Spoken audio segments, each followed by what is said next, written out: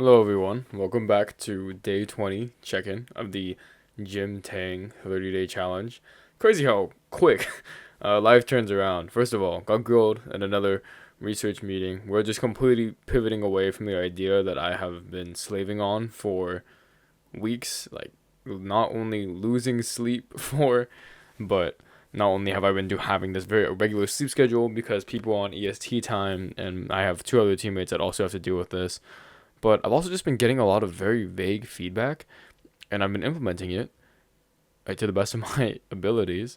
And I put my foot down. I'm like, I'm not gonna book meetings because I'm the only one reaching out. I'm not going to set up the environment for you and train for you because last time I did it, you couldn't set it up on your local and you broke everything, and then you just didn't stand up and fix it. We just gave up.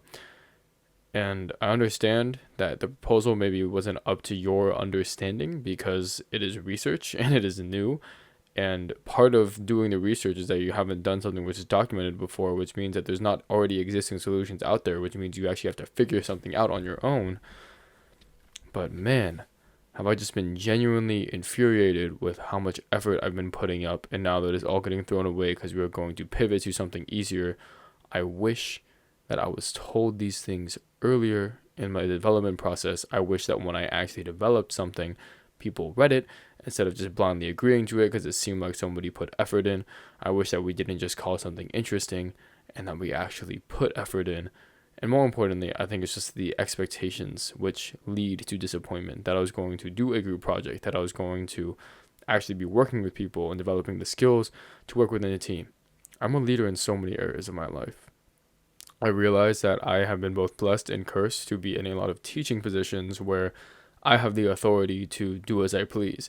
Whether that's being a shift lead, right, is like the position right below a manager, or that is being a vice president in two different clubs, or president in a club now, or always advocating for myself, right, to actually get the things that you want, or leading group projects, which I did too, and it sucked because I assigned tasks and then they did the bare minimum and they didn't integrate at all, and I didn't really assign that as a clear cut task that your code should work with the other code that already exists in the projects. It shouldn't just be able to be run on your local and it's not connected to the main menu at all, nor uses any of the same features and slash, or why are we redefining the same JavaFX objects for everything when we should be reusing our menu at the very least.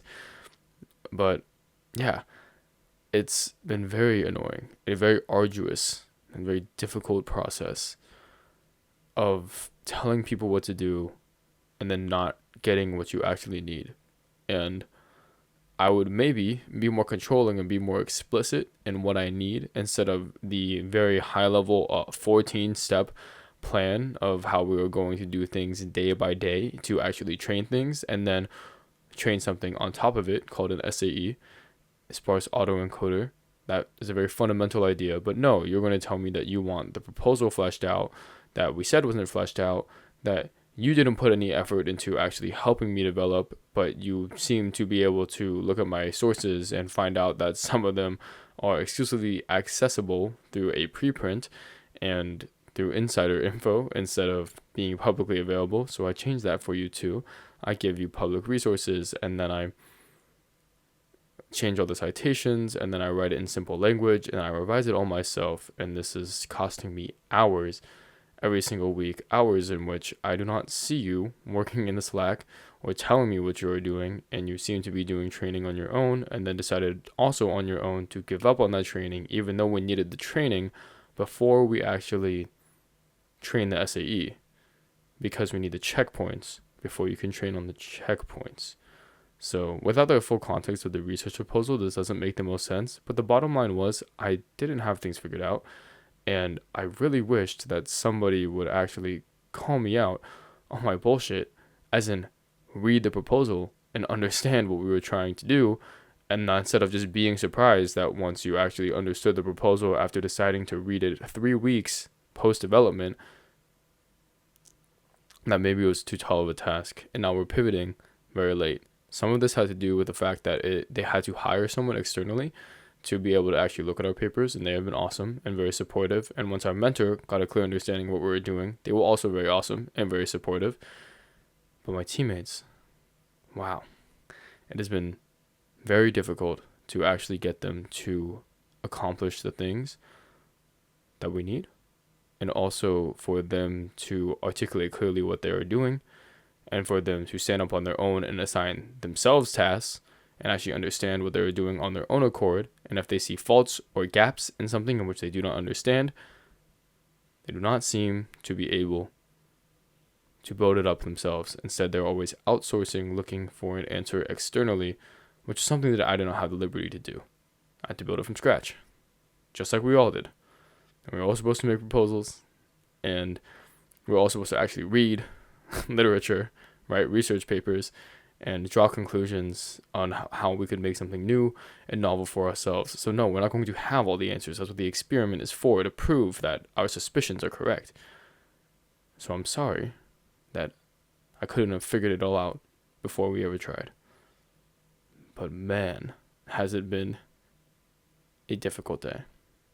And also I'm on 2 hours of sleep because I stayed up late to work on some personal projects. I'm trying to revive my gaming channel.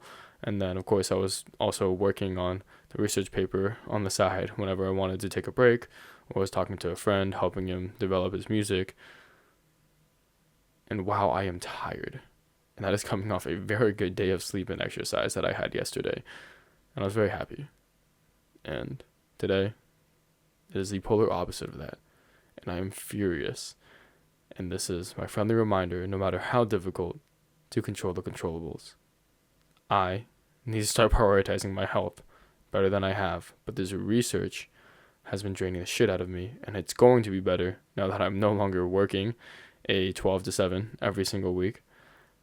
But yes, I was like waking up at 10:30 some days. Other days I had to wake up at 5:45 for a meeting, and then 6 a.m. And then we had this person on EST working a 9 to 5, so we still have to wake up at 6 a.m. to help them. And then I go back to sleep, wake up, and you would think, oh, why don't you just wake up at 6 and then go to bed at 9? But I gotta eat after I get off my shift, which means I max sleep at 10. So the time is getting pushed back. And then plus, after I eat, I need to work out. All right, and I just have these priorities, and I'm trying to do everything at once, in which it's something which I explicitly say don't do. But I have all this momentum that I've built up from my workouts that if I take the step back now and try to undo all the blocks and focus on one thing at a time, I'm going to lose so much progress and development. And frankly, I don't want to lose that momentum. And I value preserving the momentum more than having a perfect sleep schedule first. And my body's been able to keep up somehow by merit of me just being young. So how the check-in is going. Life is experiencing their ups and downs. Very natural. I'm still struggling with that idea of I'm not going to have this challenge to keep me accountable going forward.